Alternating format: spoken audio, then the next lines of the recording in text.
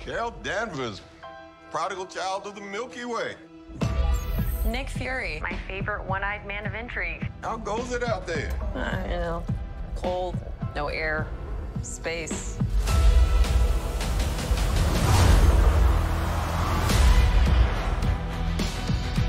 Captain Marvel, the Annihilator. You took everything from me. And now I'm returning the favor.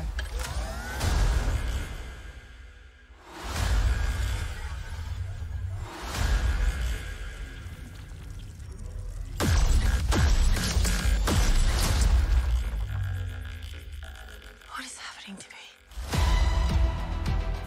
She's entangled our light-based powers, so we switch places whenever we use them. Strong theory. You can absorb light. I can see it. And Kamala... Who's Kamala? Hi. She can turn light into physical matter, which I have never heard of. I could totally show you. No!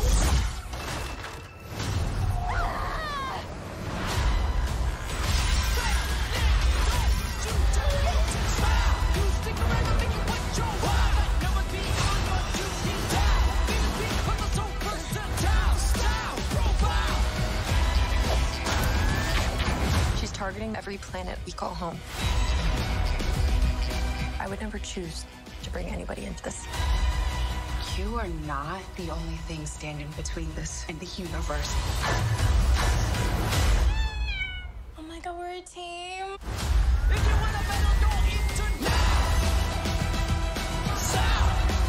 Higher. Further. Faster.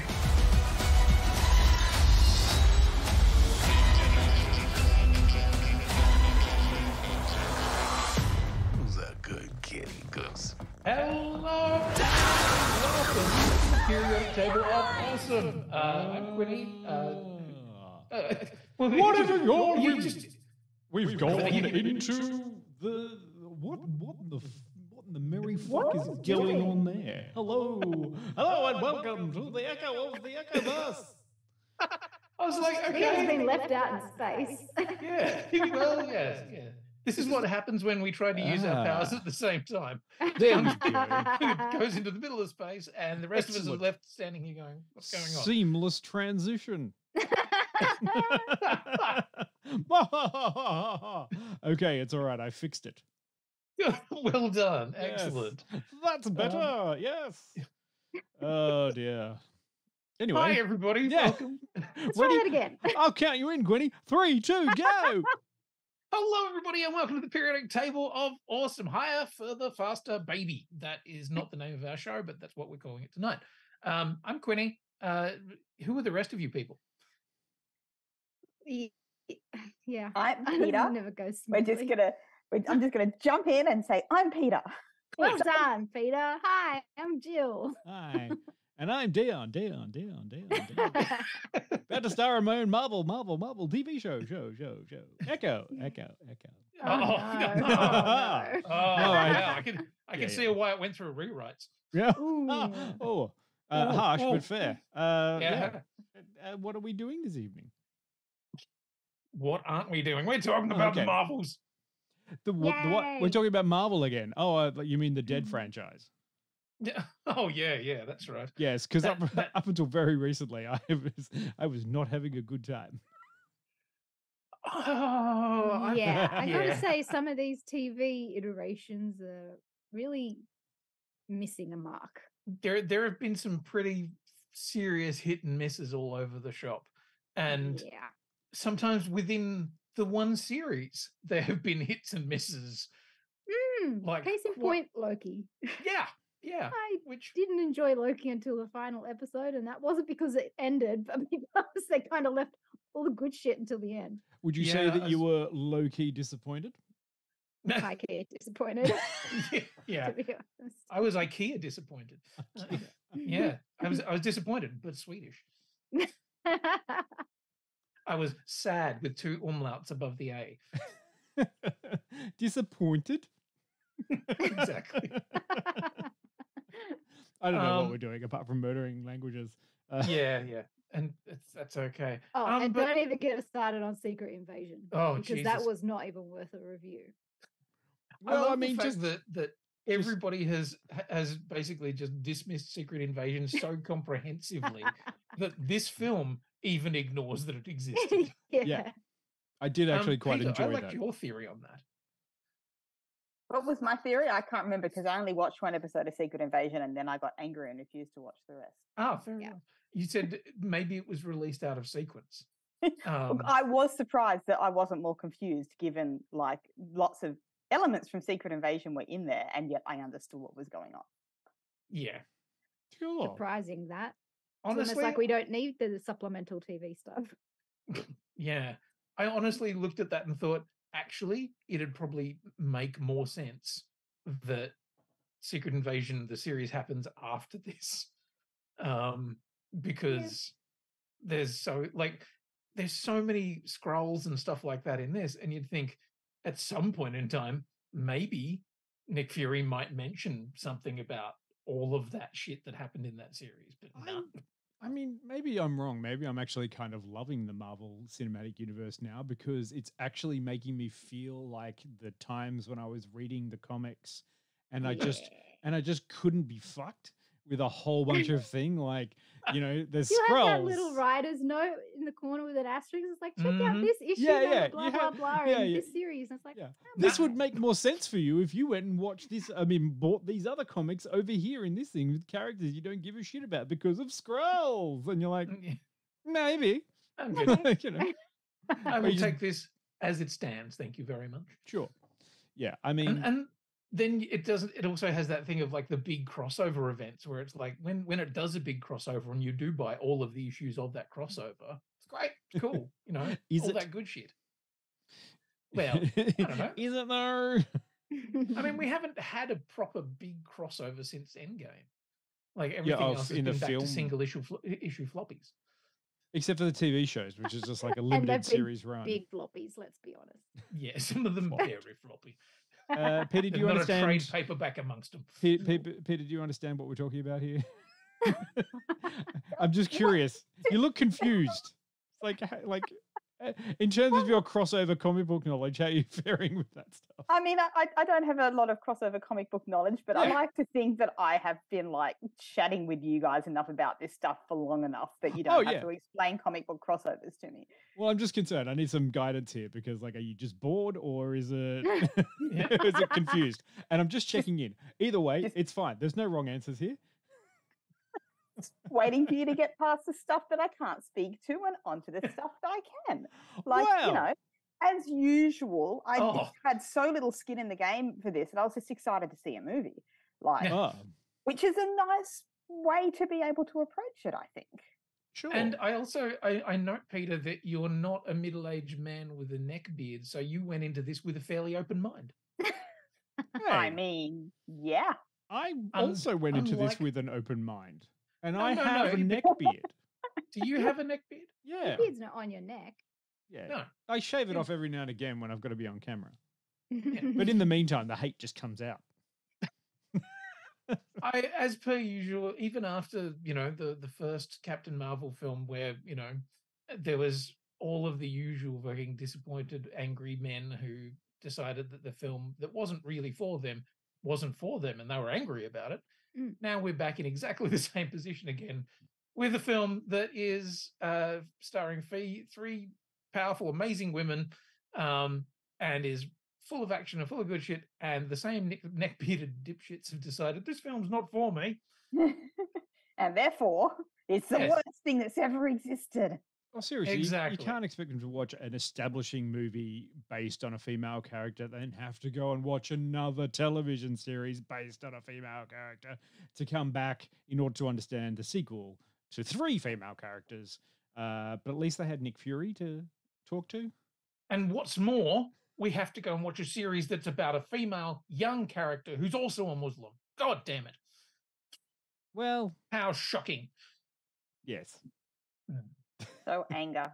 So anger. Yes, it was fine. Like, I like the first Captain Marvel film, and I like the Miss Marvel TV series. It was different and nice and fun. And then this one came out, and I was like, oh god, I'm so over Marvel. Like I've reached my peak Marvel limit, and I was not expecting anything out of this, and I was just pleasantly surprised because I laughed a lot, and I thought I was feeling that fatigue, eh? the fatigue.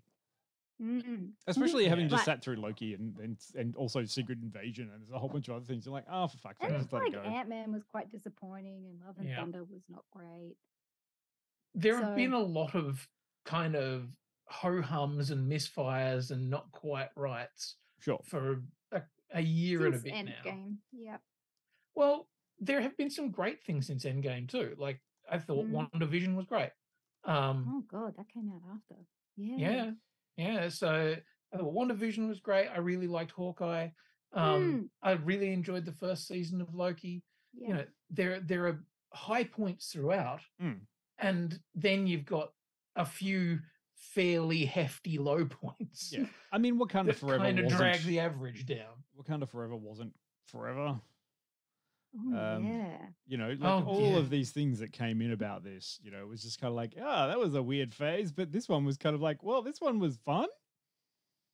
Like this one was just fun and nice, and the characters felt nice, and everyone around them, and it was built like a comic book. It was like great, and it was fast. And am I wrong, or is this stuff not kind of supposed to be fun? Absolutely. Like. I feel like general. I feel like this brought us back to early Marvel movie days where everything was fun and joyous, and you got a kick out of it going, oh my god, that happened, this character, oh, they're together. And I'm like, oh, we're back. I was almost out. I was like, oh, fuck this, I'm getting bored. And then it all got me back in with this one. Yeah. Shall I tell you what it's about? Please do. Sure. Would you like some music, some mood music to put you in the mood for this one? Yes, please. Yes, really? Okay. This will only make sense to people who've seen the film. Okay. Carol Danvers, aka Captain Marvel, has reclaimed her identity from the tyrannical Kree and taken revenge on the Supreme Intelligence. However, unintended consequences see her shouldering the burden of a destabilized universe. When her duties send her to an anomalous wormhole linked to a Kree revolutionary, her powers become entangled with two other superheroes to form the Marvels.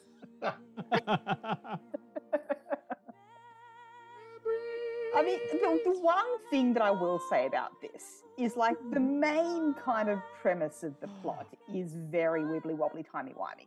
It's like, don't think too hard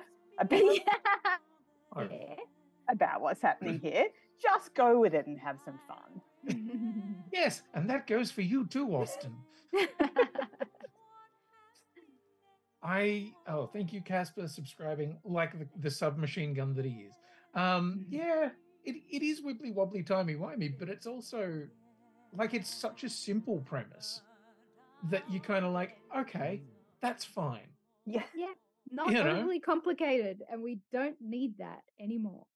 And the villains kind of arc for what they're trying to do, you're like, oh yeah, that's relatively simple. I understand what's going on here. That's fine. I guess, I mean, it has a little bit of heavy lifting to do in that if you don't know where the characters come from, like...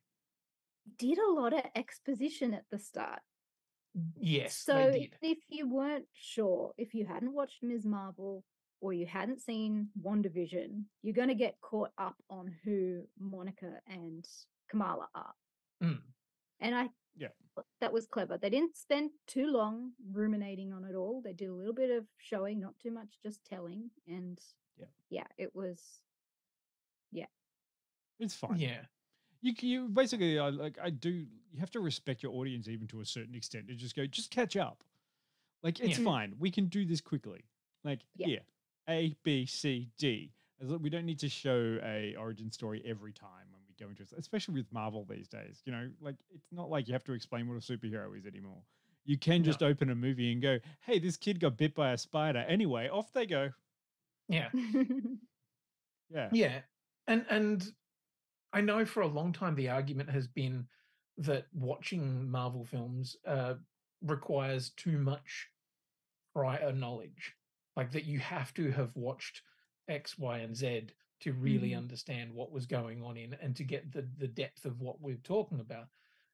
And I think this one could very easily have been a prime example of that, because two characters from totally different TV shows that haven't appeared in any other films or anything like that. Ooh, okay, that could be a tough one, but I don't think it suffered from it at all. No, because the characters are nice and fun, and they feel like they're having fun, and you just want to have fun with them. Because they're not dark and brooding. I don't need to know the backstory. It's not like Batman, where I have to be like, why do I care about this Batman and why he's dark and brooding, which is why the Batman kind of worked. This one was just more like, oh, all these characters are actually having fun. I want to have fun with them. Yeah. That's okay. Yeah. We're allowed to. Oh, this family likes each other. Amazing. Oh, like everyone's just trying to do good things. Lovely. And I think a lot of that comes from the energy of Iman Vellani. What she comes in with is a whole bunch of fucking yay.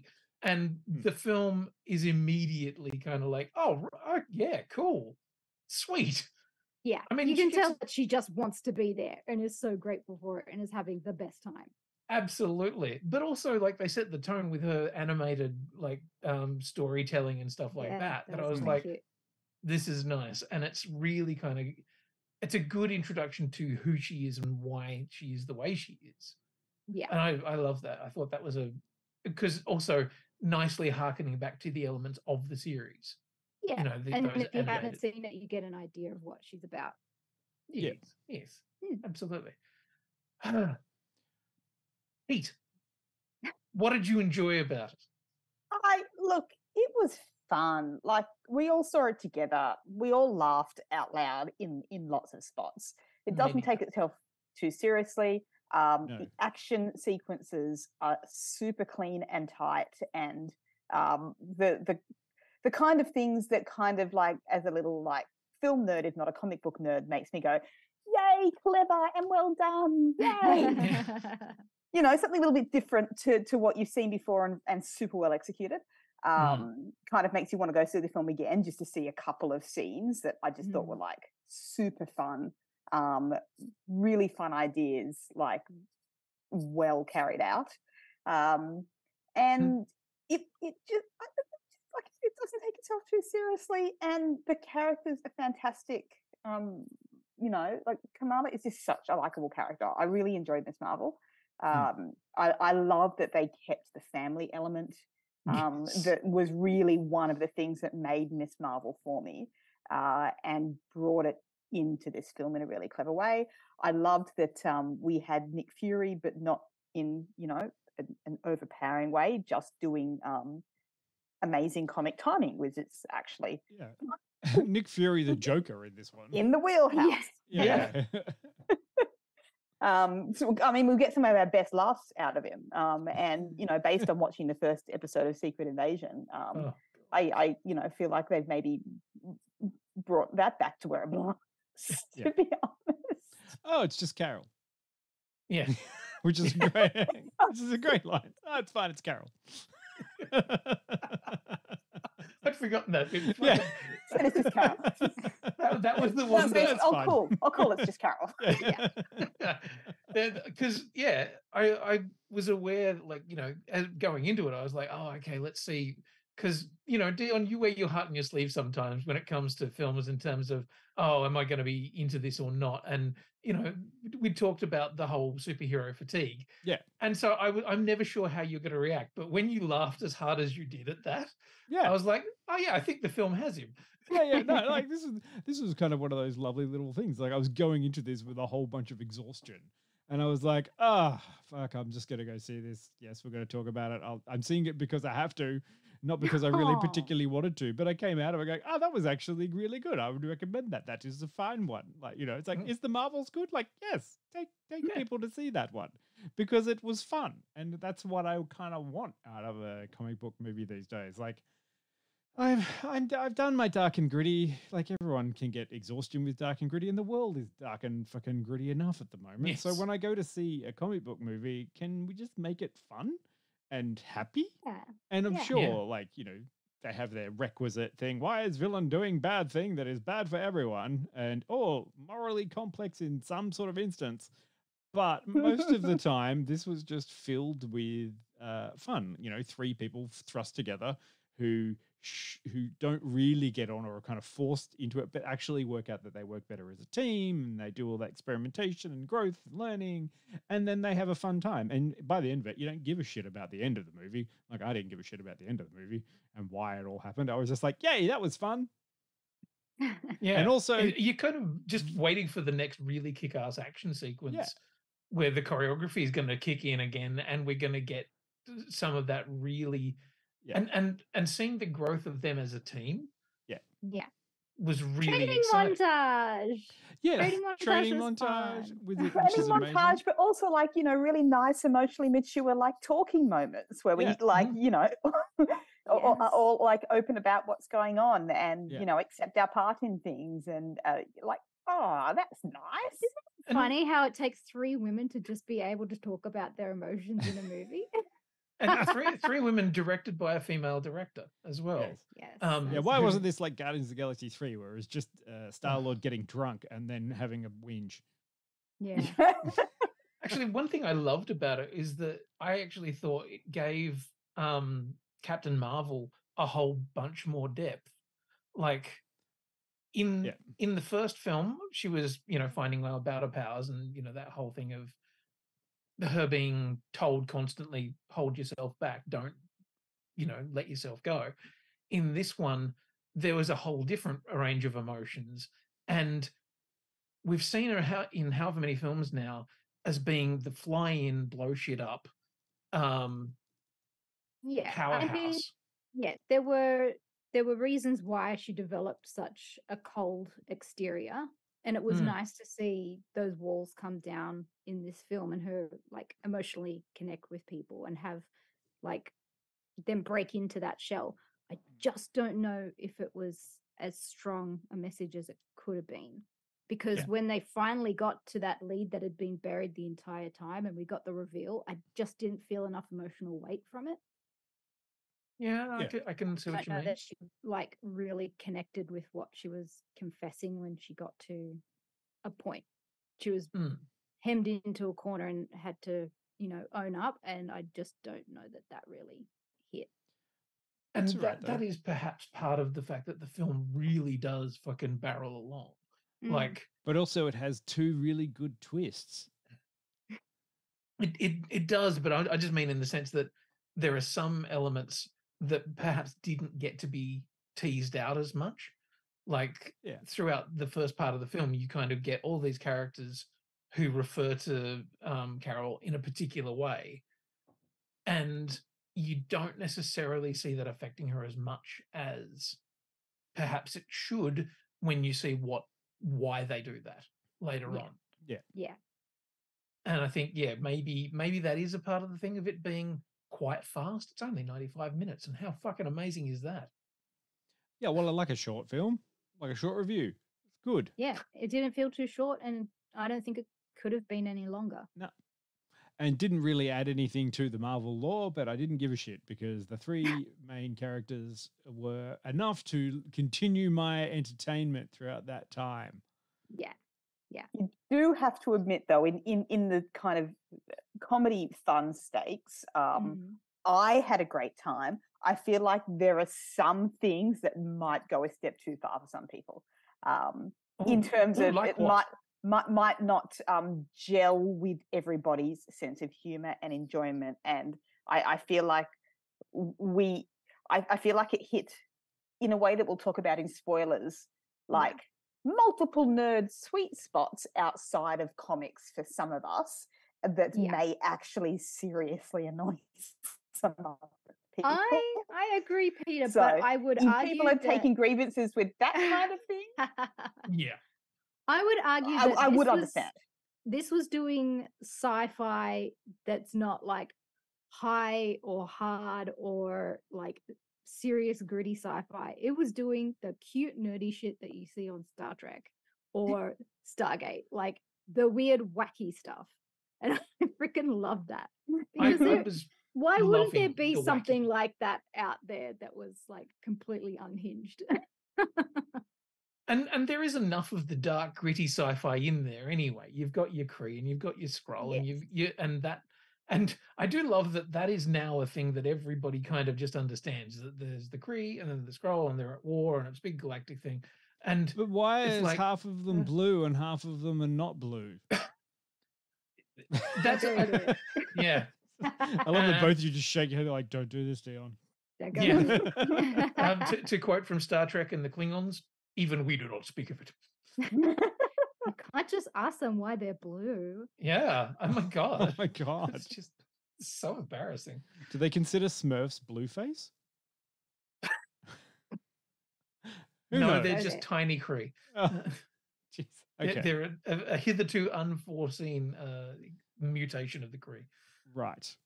So, well, there are Flurkins in Smurfs. Anyway, we're going so off in a different direction, aren't we? Gargamel is in fact a Flurkin.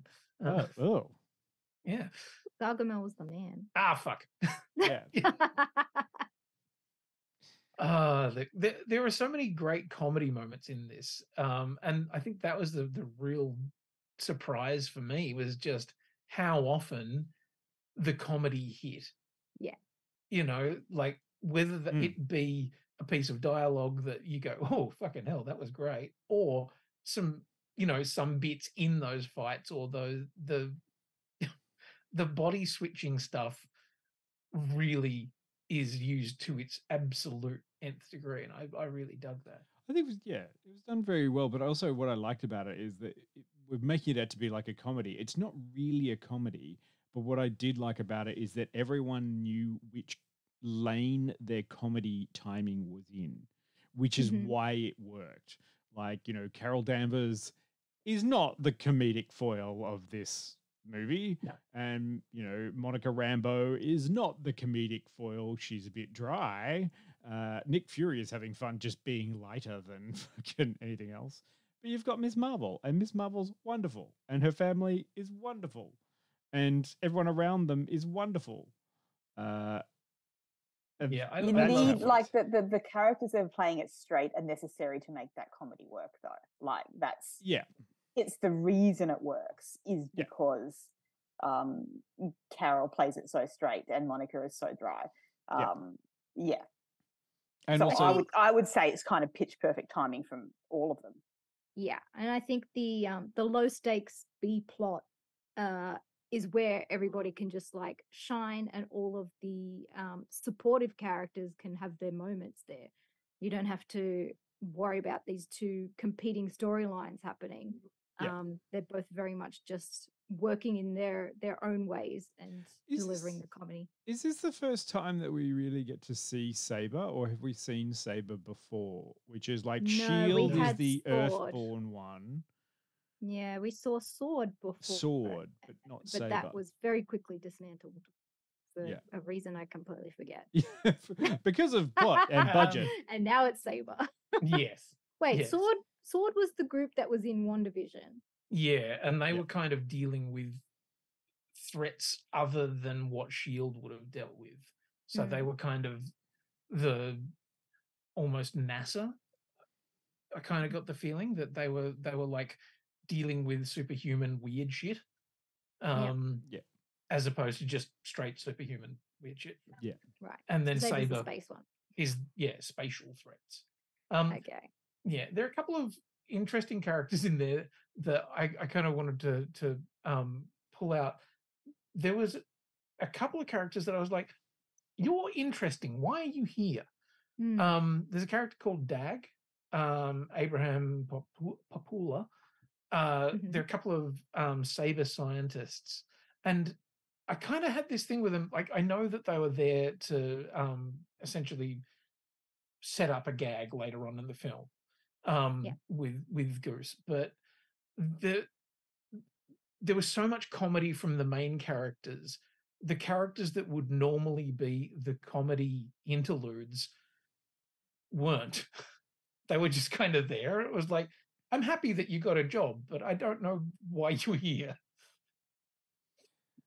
Fine. It didn't really interfere with the story at all, and I don't think it made you like want to look too closely at that character either. They were just background. Yeah. And I mean, look, a slight spoiler, which isn't really a spoiler, is having Tessa Thompson turn back up again for like half a minute. I was just kind of like, but also she didn't turn up in like costume. That was another kind of strange, weird one. I was just she like, was in costume. She is in costume. She's As the king of Asgard. Yeah. Yeah, I know, but she's just wearing a pantsuit. Yeah. That's what the king of Asgard wears. That's what she wears, man. But you know, like you wanted her to be Valkyrie. I know. Well, it's her name. Yes, but you wanted her in the full armor and everything. No, but I didn't want her at all. Like when she turned up, I was kind of like, oh, that's cute, but like, oh, okay, she was here and then she's gone again. Okay, bye. Like, well, if Dion brought it up and it's not technically a spoiler, who else was getting strong romantic vibes between her and Carol? Oh, strong. I want that story. That was not unintentional. No, there was a handhold at the end that went on for a little while. There was like a little like right up in the face whisper kind of thing. I'm like, what happened here? Yeah, that's in my head canon. That's where I sat. And much like Kamala, I am writing so much fan fiction in my brain. Oh my god, I want to talk about spoilers. I know. I also want to shout out to the bad guys who do everything that they can. Yes. Look, I was so excited to see a giant sky beam again. I actually heard you just go, sky beam. Not one, but how many sky beams? We had 3, 4? I know. Yeah. I think Quinny heard like basically me scream internally in there when the first one happened, and I was like, fuck's sake, like another giant sky beam. Actually, only just as you're saying that, I'm realizing how similar the intergalactic tear things were to Wanda's dome. Yeah, but I guess they were supposed to be, if that's where Monica got her shit as well. That, but also there is. It's interesting. Something I've realized through watching a lot of new rock stars, which if ever you're one of those, if ever wanting to go into a particularly deep nerd dive into a particular Marvel thing, new rock stars do some really fucking good videos. Yeah. And the color language and the design language of Marvel is really specific and always done for a reason. The fact that the hexes of WandaVision, that they were hexagonal things, and then the hexes of the jump points, yes, is not accidental. And then the use of the color purple, which is always associated with alternate universes. So in Spider-Man Far From No Way Home, when that cracks through to another universe, you see that it's all purple cracking. That visual language is trying to tell you something about who's involved or why they're involved. And if they continue going with it, then we get the weird shit of that purple is a color that's very much associated with Kang. Yeah. Okay. And how long before we get the Beyonder?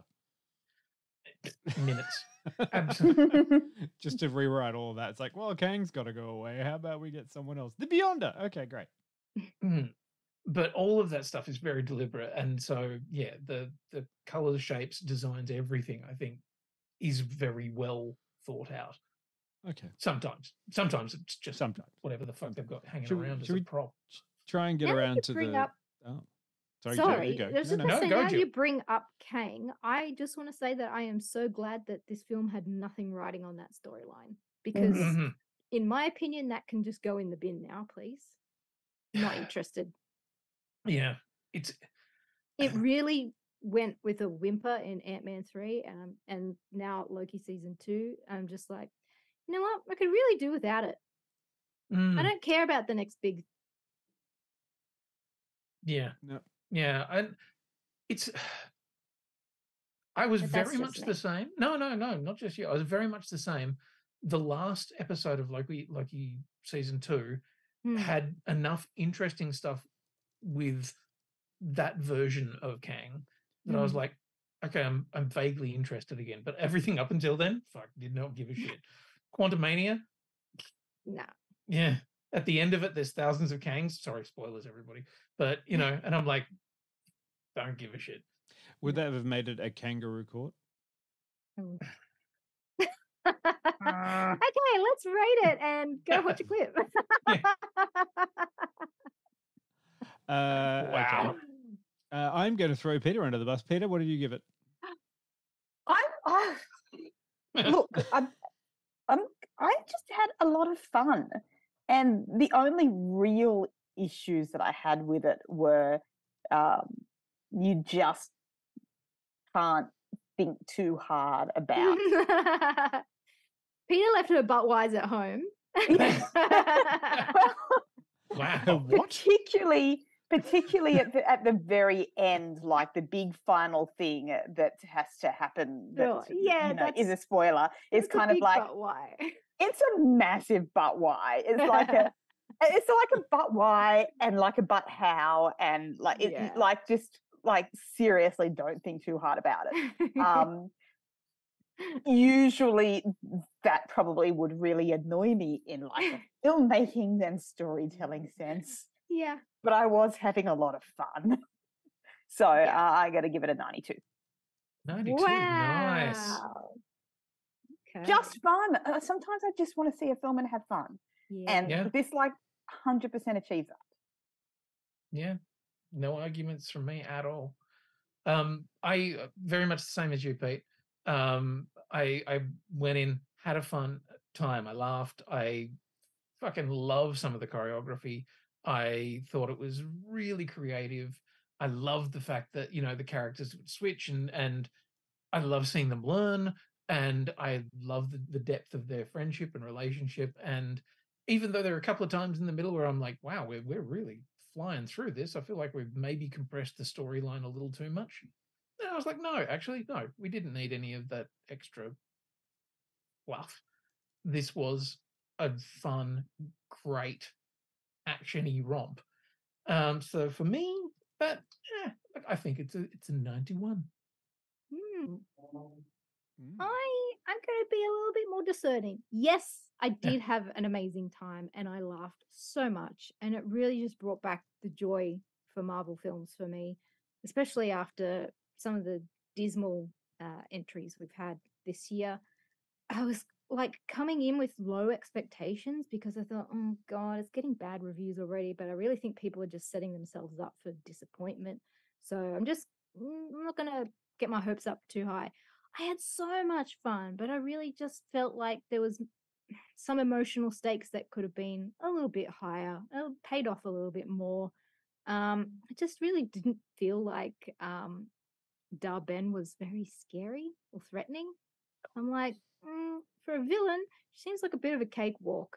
And then when they kind of reveal at the end, all those planets are going to be completely fine. We didn't have to do anything to fix it. I'm like, well, who fucking cared then? Why was this such a big deal? Right, I thought they did have to fix it. No. Anyway. No, they just said, those other planets are going to be fine. So I'm like, all right, sweet. Well, why did we bother chasing her around the galaxy? So I'm going to give it an 89. I still had a really good time, but just, some other things bother me. No problem. Dion. And thank you for people for dropping things in the chat. Karina's gone in with a 60, and I'm like, oof. Oh. Look, I had a lot of fun with it, like more than I thought I would. I give it an 85 because I highly recommend it, but also, it doesn't go anywhere. It doesn't do anything, but it's a lot of fun.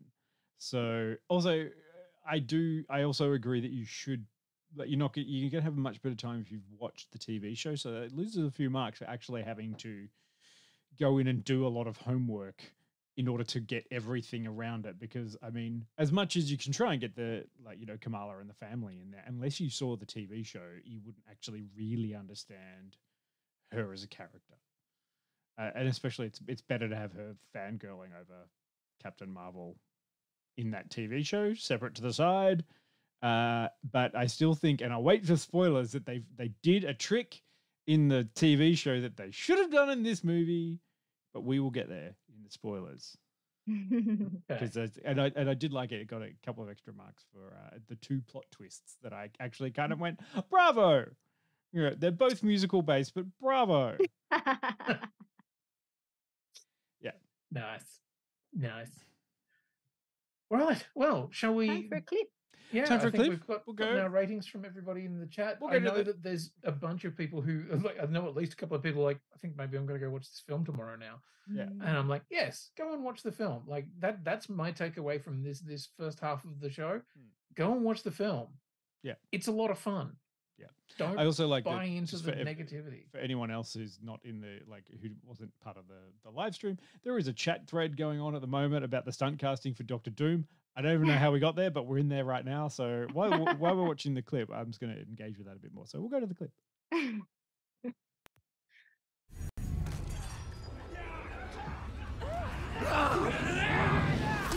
Annihilator.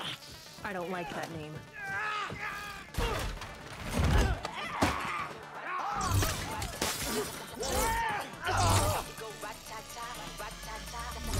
DJ Skillis, we beat the realest team on the list. Watch out, I kill it, watch out, I spit it on the mic. Y'all can't do what I do, just admit it. Money, get it, drop it to the floor. Face look pretty, y'all ain't doing it. I'm marvelous, when time for less. A bad chick, the flow sick like oh shit. You know there's some cool things to help me. Knocking these fools, I like fools. I do this. Brilliant. This the kind of beat that go rat-ta-ta. This the kind of beat that go rat-ta-ta. Rat-ta-ta. This the kind of beat that go rat-ta-ta. Rat-ta-ta. This the kind of beat that go rat-ta-ta. This the kind of beat that go rat-ta-ta.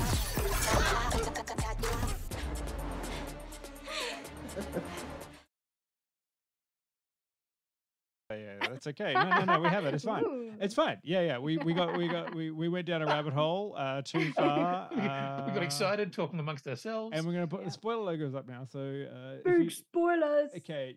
Big spoilers. Yeah.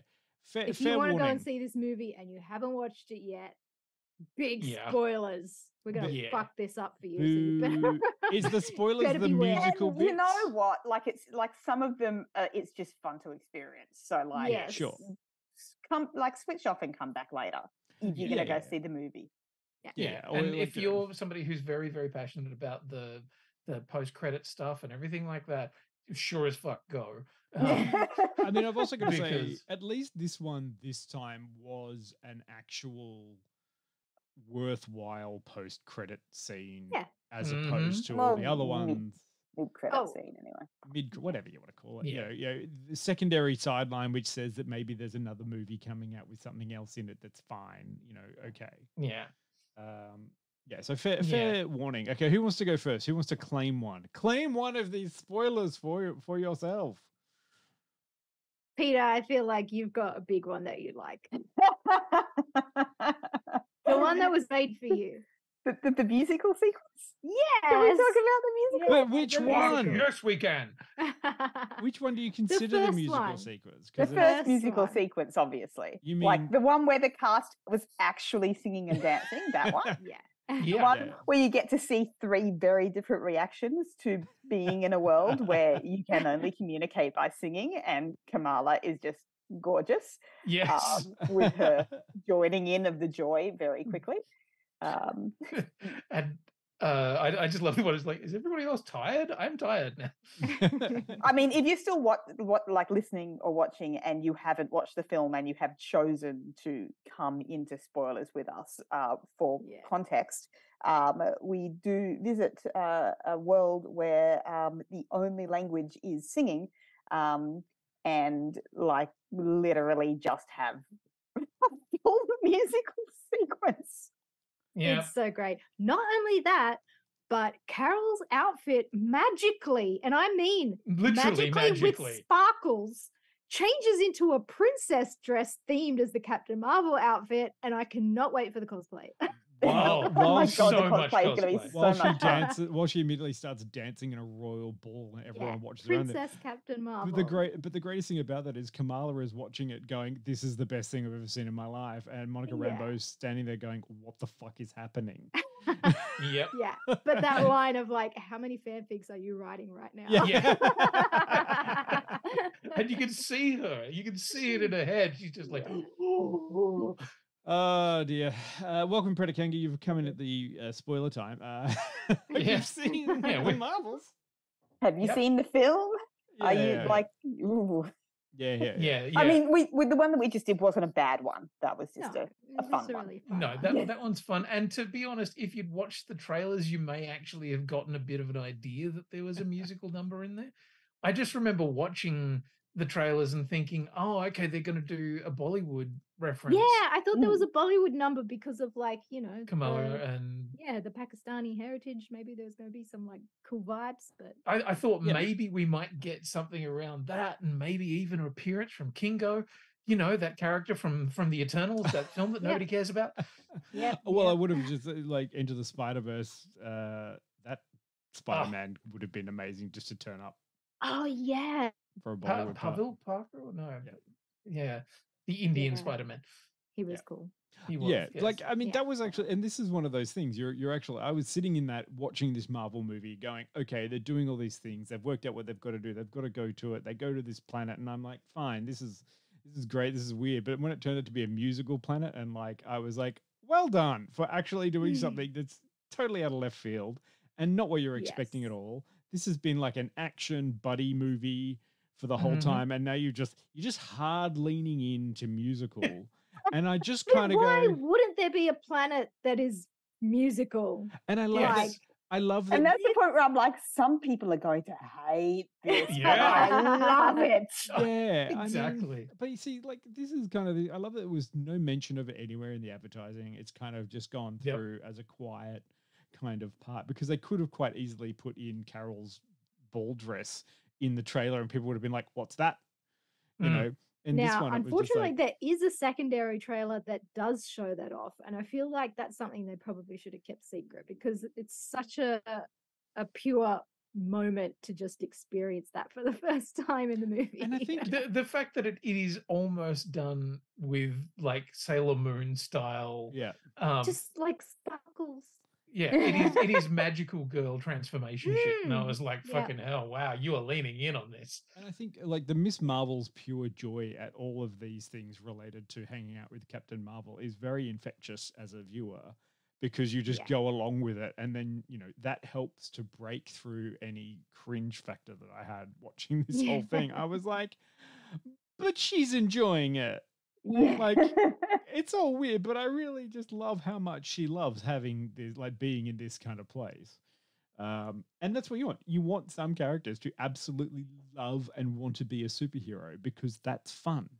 Yeah, she's the one that you can insert yourself into to say, if I was part of this, like, I'd be having the best time. And I mean, like, isn't it just nice to have a character that doesn't have a tragic backstory, which is why they got to that point? Like, every other Marvel superhero seems to have a tragic backstory. This is just someone who's like, holy shit, I got superpowers. Holy shit, this is the best thing ever. Why isn't everyone happy about this? Yeah, and I'm going to be best friends. Yeah, I come from a loving family. Twinsies. And that's just fun. Yeah. And talk about cats. Okay, so musical sequence number 2. Yeah. Again, the resurgence was actually quite good, and I know that Predicanga just came in recently, and he visibly said, "Oh, I hated that." The face palmed when Cat started playing, and I sat there and I went, "Oh no, this is actually like, part of son of a gun, you son of a bitch." But I think I didn't quite enjoy it up until the point where I heard the voiceover, which was the voice over the PA. Let the Flurkins eat you. Don't run. Stop running. Fuck, I laughed at that. And also Jesus using the Christ. phrase herding cats, which I've used it many Yes. times in my Yep. professional life about that sort of thing, and have it replicated on screen. I was like, they get us. But They then, do- like a lot of these jokes, they kind of manage to like get the comic timing and then like push it to the max with the anti-gravity. Yeah. Yeah. Yes. Oh my god, Yeah. yes! When they push Like that just pod when out you into think space, they it's can't like, push that joke any further, they're like, "Hold my beer." Cats in space. Oh, And dear. yeah, like oh my god, it's so good. such a good sequence, and at that point, like you've had the idea. You're like, okay, oh, there's all these eggs around the thing, and if you've seen the trailer, you know there's a whole bunch of cats in it. So Yeah. like you're probably going, oh, it's a whole bunch of flurkins. That's no huge shock, but then how they use them is just genius, and you're like, fucking Yeah. hell. And I mean, establishing it a bit earlier, where like it's like in the first one, it's just like, oh my god, they eat people. They're like a moopsie. Yeah. Yeah. Oh my god, it's Remember another Moopsie? reference. But yeah, like that one, it was like, oh my god, they're terrible. But realizing that they kind of have a, I don't know, pan-dimensional storage stomach that they can put things in and then regurgitate them back out again. It's like, okay, I understand that. I want just one little scene of what somebody recalling their experience of what it's like to be in that little pocket dimension. Yeah. I think I want to know what could- it's like. That would be a great thing for if they ever did like She-Hulk season 2 or something like that. Somebody who is seeing their therapist Yeah. and just talking through the experience of, so I still have dreams of being inside the flurkin. Yeah. You could easily tie this into the Star Wars universe, and that it's actually like a sarlacc. You actually slowly digest it over 1,000 years, but if you're only in there for a few days, it's fine. You Yeah, just come out for a bit going, oh, that wasn't a good experience. yeah. I've seen shit that I can't unsee. Yeah. I also love that she stole the Khan family lounge chair for her nest. Like, Yes. Yeah. Yeah, just why not? Yeah. And Just like cats. the Just like a cat. yes, yeah. And I thought for a little while, like, oh, they're really hammering home this whole flurkin eating everything kind of idea and everything. But then it paid off in that sequence. Yeah. Like, Because I and- think collectively everybody had the idea of, wait, what if we got them to eat all the people? We could save everyone right now. And I did love the sequence with Kamala holding one and just kind of firing it at random people and just no, don't run, don't run. Don't run. Yes, and So good. although like it still got me to the end. I was like, wait, they evacuated that space station, did it crash? And then the end, I was like, no, it's all fine. I was like, we didn't really need to evacuate, did you? Yeah. You know, but Dion, it was a fun scene. sure, Yes, sure, exactly. Yeah, What if it did crash? Then they'd be sorry. yeah. Yes. But why? Mhm. And okay, so they were the spoilery bits that were in the actual movie. Are we going to mention the other spoilery bit? Oh, we will, but Or I do also Do you want to get to that, wanna or you talk- got something else? So one of the things that I did want to talk about just before that is why the villain is doing what the villain's doing. Yes.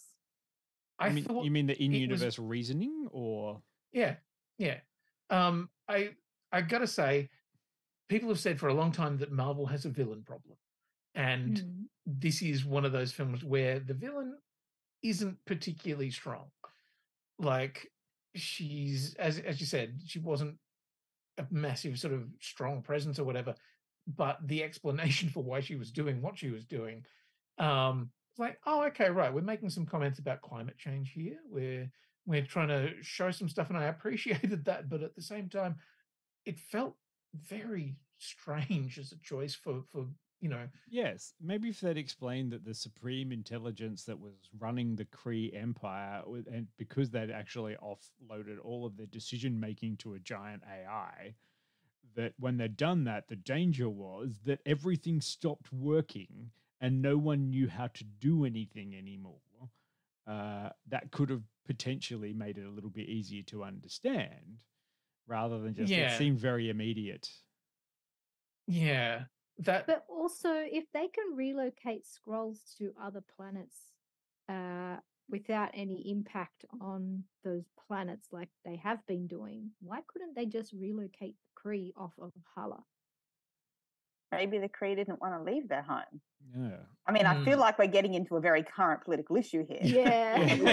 We didn't get into. But I think maybe it's. Yeah. See, Darben was fine because she's just a hollaback girl.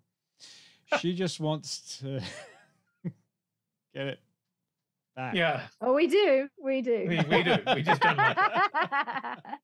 This shit is bananas. Yeah. BANANAS. I've done my joke, Look, so now I can. I have to admit, by that stage, I was kind of like, nah. Am I forgetting plot from other things? Oh, well, I'm having fun. Yeah. Yeah. It makes enough sense for me. Exactly. It hasn't pissed me off. I'm going to let it go. That was basically my attitude to those issues. It's getting like loose, weak villainry, but I'm like, fine, whatever. Yeah, and that whole thing of like, why are they attacking Earth, or what are they going to take from Earth? I don't know. The sun. The sun. That's right. Yeah, sorry, I forgot about that. Yeah. Yes, the sun got restarted. It's fine. Yeah. I also kind of liked, like, it could have been explored a little bit more. The fact that, you know, Carol just kind of like, yeah, fuck you, the Kree, and then just left and was like, oh god, I've potentially done something very bad. I actually really love that idea because just going to ignore that. Yeah. But that was kind of like, she is such a brash character that was her whole personality, was like, fuck the consequences. Yeah. Yeah. And I love that was a learning thing for her to go, oh, actually, and that whole thing of everybody calling her the Annihilator and her going, I don't like that name. It's like, well, I mean, you have to own it, bitch. Yeah, you actually fucked up pretty badly. Is it higher, further, faster is what they keep saying? Mm-hmm. And, you know, it's just the deeds, not words for the Marvel generation, which is a joke you can get now, Quinny, because you have seen Megaforce and Peter and Jill. Megaforce. One day I'm going to get you to watch Megaforce. You'll understand that too. Have to watch it. Yes. I want to just, Karina in the chat has brought up a couple of things saying that the resolution between Monica and Carol felt a little rushed. I agree. Yeah. I feel like her whole confession of, hey, I fucked up and now I need help to fix this, but I didn't want to admit that I needed help, but I'm doing it now because I've grown as a person, was just really not earned.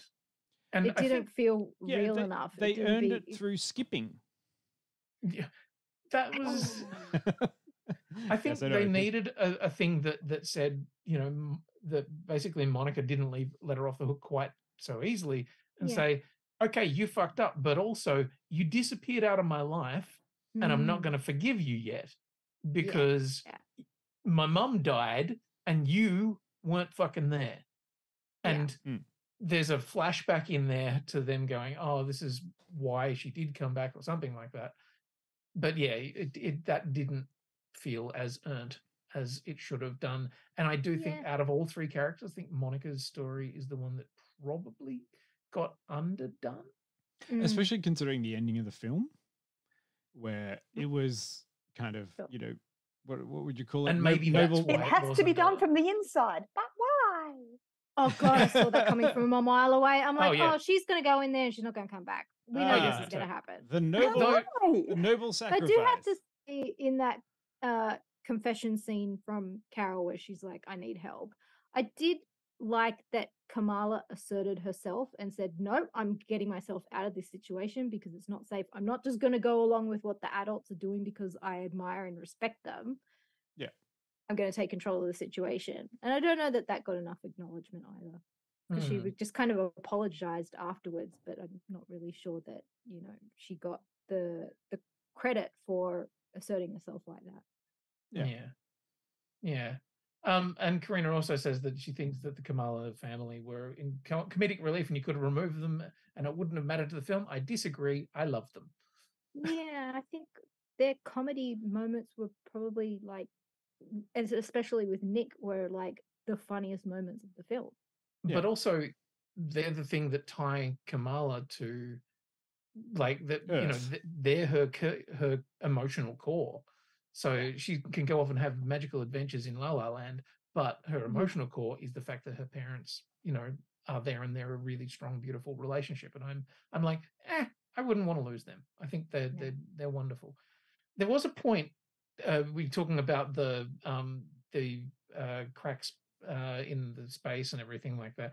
There was a point where I thought things were going in a different direction, where Fury and the Khans jump in the spaceship and then it flies towards the crack and then it bounces off it. It was getting sucked into it, and then I thought it ricocheted off something else that was getting sucked in. I thought for a brief moment that it had actually been sucked through and spat out the other side. Oh. So when they landed on in New York or whatever, I was like, is this going to be an alternate universe? But then that went in a different direction. But yeah, that was one of those moments I was like, huh, okay, weird. Not sure. I would like to talk about another spoiler. Go right ahead. It's the one I'm probably the most for because this has been coming for so long now. But the Young Avengers are finally happening. Yes. All right. That wasn't where I thought you were going to go there, but okay. No. I'll allow We'll it. save the best to last. Is it the best? Flexing her Nick Fury muscles and trying to recruit the Young Avengers was like the best thing I could have hoped for. I also love that she asked. Character, like, she asked for it, but just said please. Please. Would you like to join up with my team, please? Yeah. Which is great. Yeah. Okay. I am 110% on board for Kamala being the new Nick Fury to a generation of or the Avengers. new Iron Man, actually, because she's kind of doing the Tony Stark thing of like, hey, we need a Hulk. Yeah. Like he did it of the Hulk, if anybody watched it. You mean the one where he looked oddly like Edward Norton? You mean Sakaar? The son of the Hulk. Yes. That was She-Hulk, wasn't it? That was he turned up in that. Yeah. He could have his own thing. The thing is, there have been a lot of Young Avengers introduced already. Like, throughout the series and throughout like all the stuff. There's a lot of them ready to roll. Mm-hmm. Sure. It's just seeing which ones are going to happen. More meat for the military-industrial complex grinder. Yes.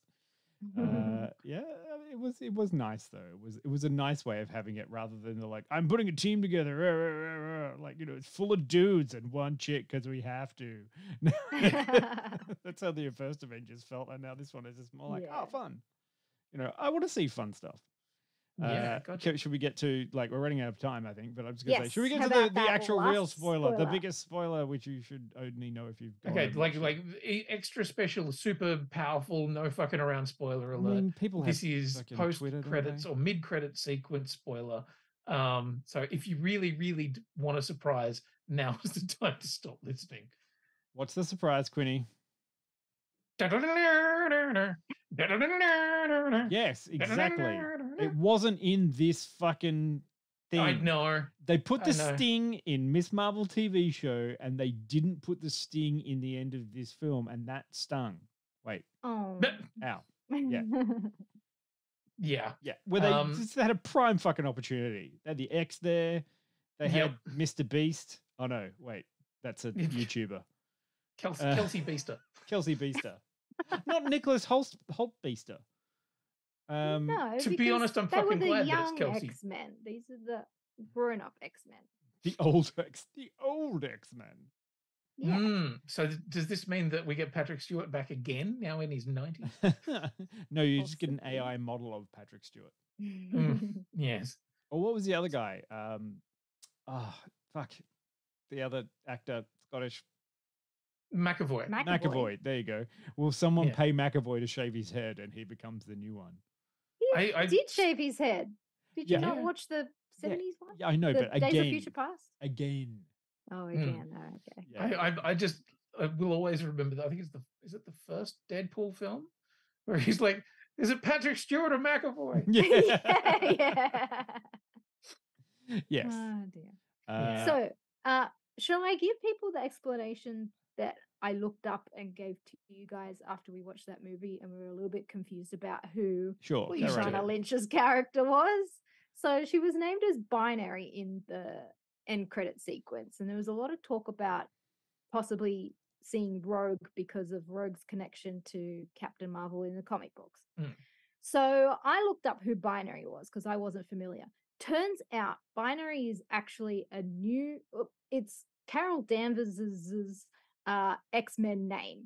So she joined the X-Men, and through like circumstance with losing her powers to Rogue and then regaining them and having some weird kind of doppelganger clone version of herself in the team called Binary. Sorry, I've never heard anything more X-Men in my life. Yeah, right? she's an She energy got her powers, duplicate. then she lost her powers, then there's the doppelganger. She's an and then there's energy Yes. energy Yes. duplicate. Yes. Yeah. She became binary in the X-Men. Now, here's my theory on why they've used Lashana Lynch, because in Multiverse of Madness, we saw her as Captain Marvel in that multiverse, or from wherever she was from. And we did have Patrick Stewart's Charles Xavier. So I'm thinking, well, maybe there was this in this multiverse where Maria was Captain Marvel. She went through this whole thing and now is binary with the X-Men. I kind of feel like only mildly annoyed about all of those things when it crosses into other universes, because if you're in space, I would have just absolutely been very happy if they had been picked her up in space because she was caught by the Starjammers. Like, oh fucking wow, that would have just been because that would have just ticked some great boxes for nerds, because it's a whole bunch of people that people don't give a shit about, but it's so tightly wrapped into the Marvel X-Men world that the fans would have been like, holy shit, it's the Starjammers. And that could have opened up a whole bunch of other things. I know, sorry, we've lost Peter. She's gone. She went weeks ago. It's like, Star what now? Jam who? But anyway, now we have X-Men officially in the Marvel Cinematic Universe, and I can't wait to see more X-Men in Deadpool 3. Still alternate reality, though. Yeah, I know, but it's still in a Marvel film, not a Fox film. True. But it was in the because it was in. Now I'm confused. Yeah. They said that Kamala is a mutant, not a inhuman in the TV show. So they have said we do have a mutant in but we also had the X-Men in Multiverse of Madness in an alternate universe. Yes. And in a different alternate universe in now Marvel's. Okay, caught up. Yeah. So many alternate universes, and I have a feeling a lot of people are saying that that's where Deadpool 3 is going, is kind of a very multiversal kind of thing, of which I'm guessing will probably bring more of the X-Men. And Peter, if you're interested in crossovers, I have a whole bunch of issues of comics that you could read where one just leads into having to buy others. So that will... I think it's called the multi-marketing level of madness. The MLM of Marvel.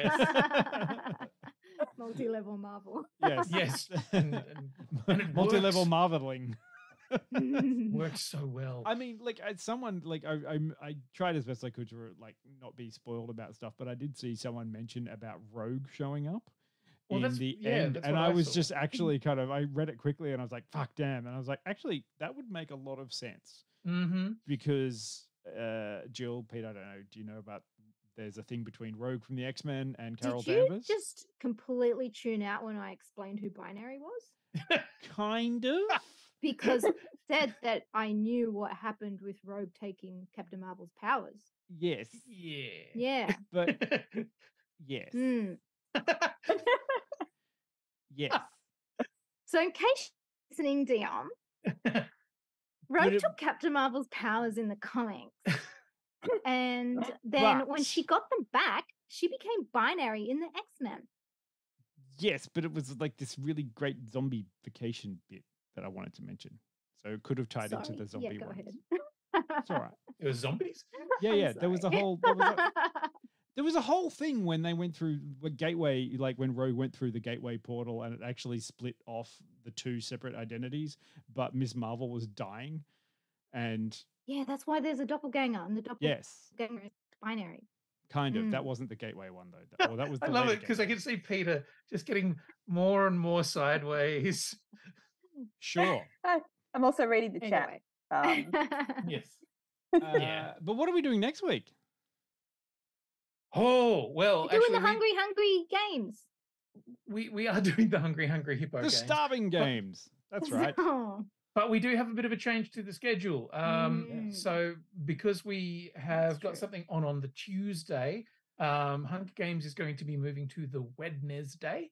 But the exciting thing is that on the Tuesday, we are going to be going to the IMAX here in Sydney and watching Gojira -1. Yay! It's -0. Is it -0? Yeah, isn't it? Or is it -1? I thought it was -1. Shit. Oh, I don't know. Um, I just thought I remember seeing a big O on the poster. yeah, no, it's Godzilla -1. Okay. Yeah. I The was like, poster fuck, design did I had a get that big wrong? circle on it, though. I think it's the tail of Godzilla. Mm. No, it's the G. It's the Oh. G of Godzilla. Oh. All right, But I'll do- shut up. But do they do they just go backwards now? We've seen -2, Anyway, we're going to watch -3. Godzilla next Yeah.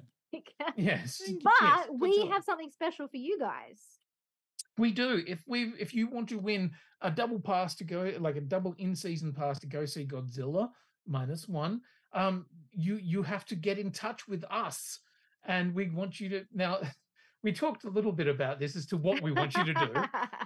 Apparently, there are- my idea of having everyone write a musical about Godzilla and submitting it in a TikTok wasn't approved for some reason. The other option was put your Canva or Photoshop skills to the test and insert Godzilla into your favorite film. But I think we probably we need to make it a little bit more accessible. Yes. So that people can do it, just by using your phone and writing an email or something. So do we want to go with favorite kaiju? Favorite kaiju? Sure. Yeah. Or which one do you want? Which giant monster do you want to see Godzilla fight? Yeah, sure. okay. Doesn't have to be from Godzilla. No, any Just giant anything. monster. Yeah. Personally, I would like to see Godzilla to go head to head with one of the Avas. I Yeah, want to see who would win. Like I'm pretty Ava sure it's Brown? Godzilla. No, Ava Green. I want to see Godzilla versus Ava Green. I'd pay to see that too. I want the Honey I Blew Up the Kids Ray and just make Eva Green gigantic. You can take it. I wish you could take it. I'll leave the stream yet. So yes, we want you to send an email to us, info@theperiodictableofawesome.com. Just put Godzilla -1 as the header and tell us what giant thing you want to see Godzilla fight. Yes. And thank you Sure. to Sugoi-ko for giving us the tickets to give away. Yes. Yes. Thank you, Sugoi-ko. It's very exciting. And big shout out to Sly as well, who is a wonderful human being, and we love him a great deal. Yeah. And no, not Gojira the metal band, Godzilla the giant monster, but not the Gareth Davis one. This is also, yeah, just to be specific, Godzilla -1 is the Japanese version from Toho. This is not a part of the continuing Godzilla Monarch Kong / Monarch thing. which is coming Yeah. later. Which we'll also be talking about later this month. Yeah. Exactly.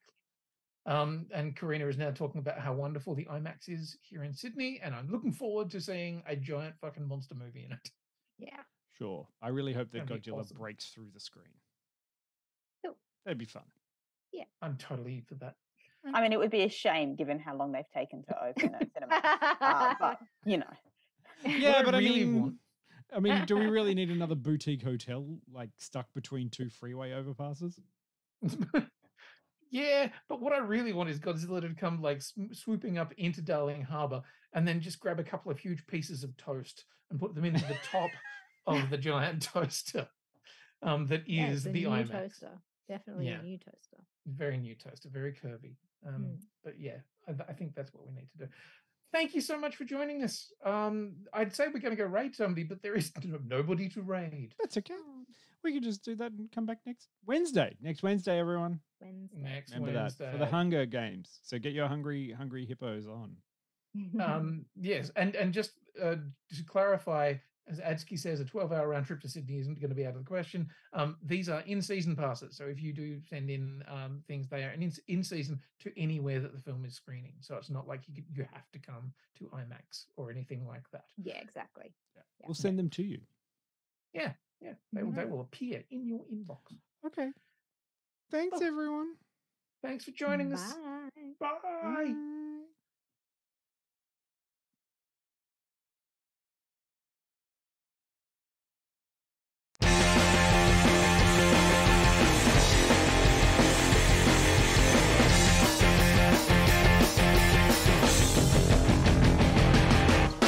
I wanna live in a world full of heroes, not sit here counting zeros in a cubicle downtown.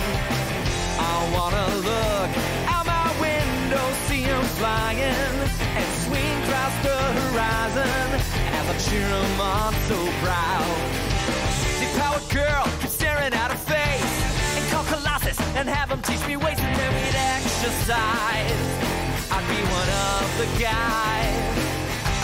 The martial arts from Iron Fist and Wall, call Dazzler up and teach her all my songs. Oh, I wanna live in a world full of heroes, not cooking up these heroes at my parents' restaurant now. I wanna yell out Avengers assemble, not order up for Ethel. Yeah, we're right up cheeky now. Say Emma Frost and have her read my mind, or Magdalena, her artifacts I find, and then we catch a symphony. It'll just be her and me. Call Bucky Barnes and arm wrestle for hours. This NMA and bring her lots of flowers. Oh,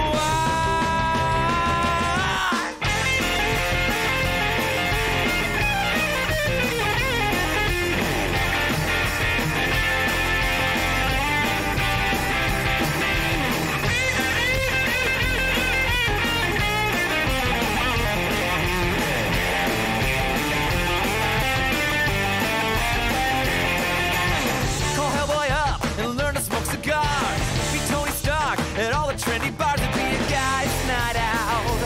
We'd make that wolf pack out. I'd run with Flash and do a marathon. Vacation to the savage land